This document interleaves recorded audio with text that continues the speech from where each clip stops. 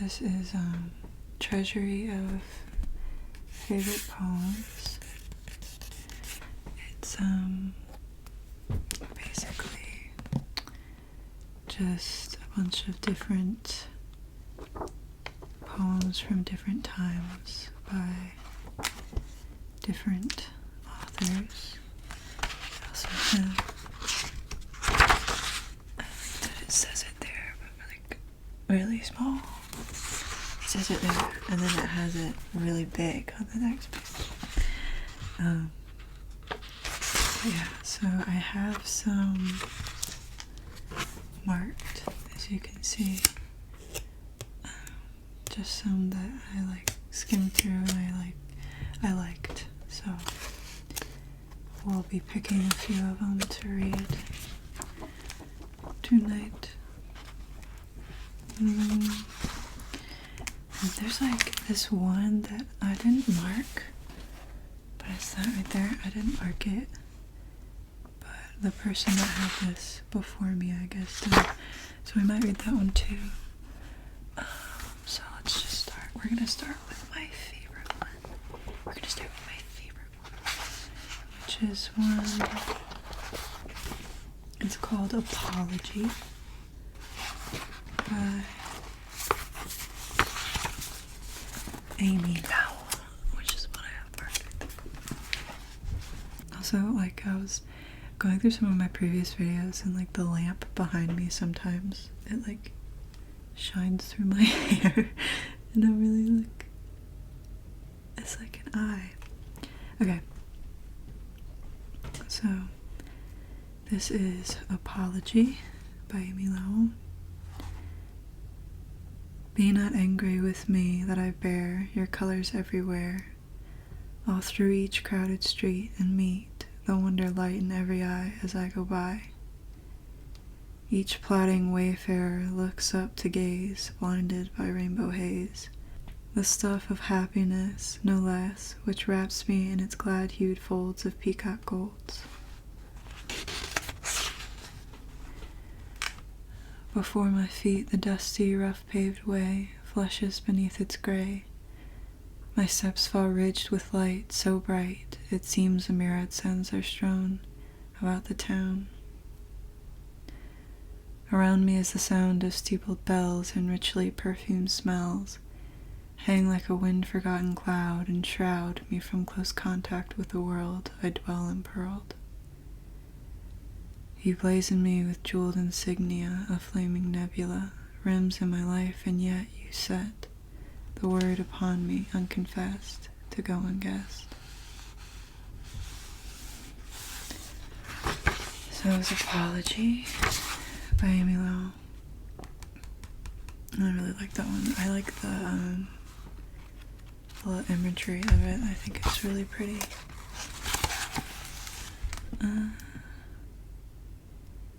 Thomas Hardy.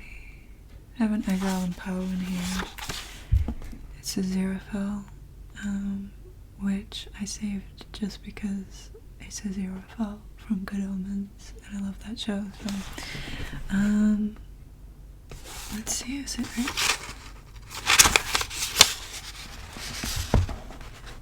I hope that's not too loud. There it is. Easy refill. Put that there.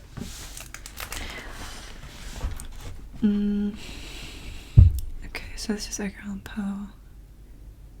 Let's see. 1809 to 1849.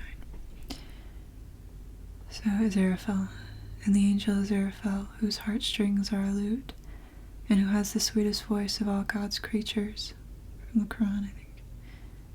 In heaven a spirit doth dwell, whose heartstrings are a lute. None sing so wildly well as the angel Aziraphale, and the giddy stars, so legends tell, ceasing their hymns, attend the spell of his voice all mute. Tottering above in her highest noon, the enamored moon blushes with love, while to listen the red levin, with the rapid Pleiades, even, which were 7, pauses in heaven. And they say, the starry choir and the other listening things, But Aziraphale's fire is owing to that lyre. Also, lyre, Lyre. Lyre.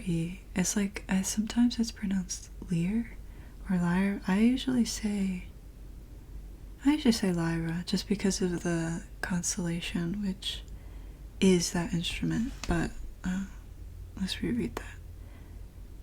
And they say, the starry choir and the other listening things, that Aziraphale's fire is owing to that lyra, lyra, by which he sits and sings, the trembling living wire of those unusual strings.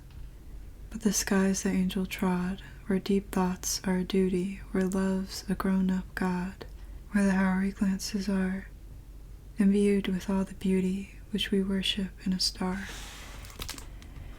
Therefore thou art not wrong, Aziraphale, who despises.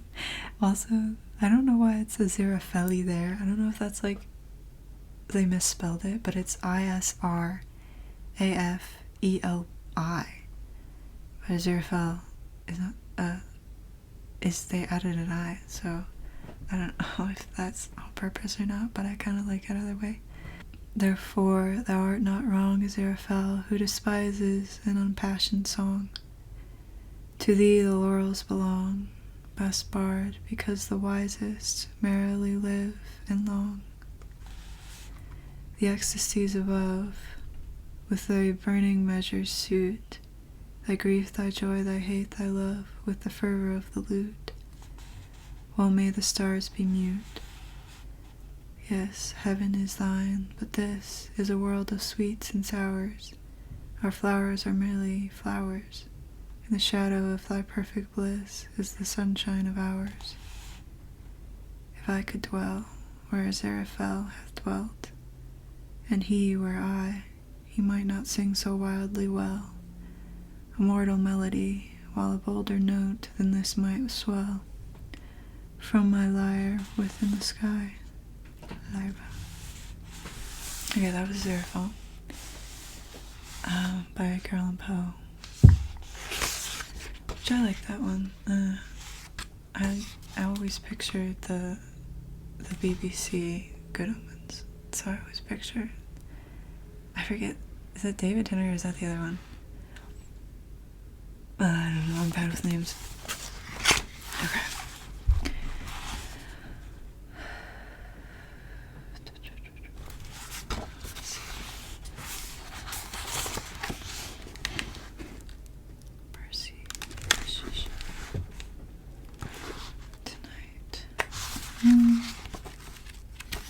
Could also find a new one that maybe I would like.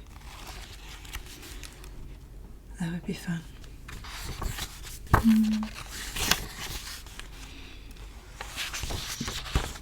Yeah, I was kind of using both sides now.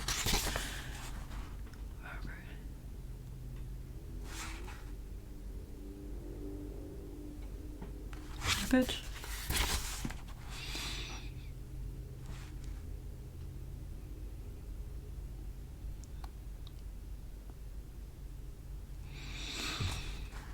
Let's do this one. This is John Donne, The Undertaking. The Undertaking. I have done one braver thing than all the worthies did, and yet a braver thence doth spring, which is to keep that hid. It were but madness now to impart the skill of specular stone, when he which can have learned the art to cut it can find none. So, if I now should utter this, others, because no more such stuff to work upon there is, would love but as before. But he who loveliness within hath found all outward loathes, for he who color loves and skin loves but their oldest clothes. If, as I have, you also do virtue in woman see, and dare love that, and say so too, and forget the he and she. And if this love, though placed so from profane men you hide, which will no faith on this bestow, or, if they do, deride. Then you have done a braver thing than all the worthies did, and yet a braver thence will spring, which is to keep that hid.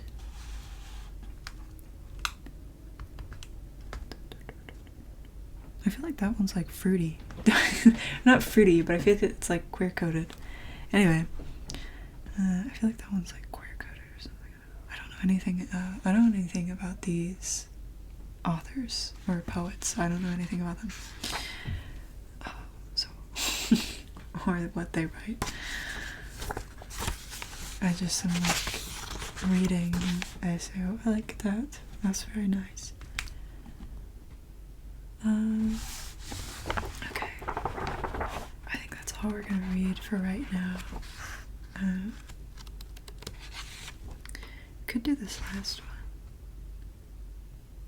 one. I don't like that one very much. Okay. Well, that was like three poems from Treasury of Favorite Poems. This book was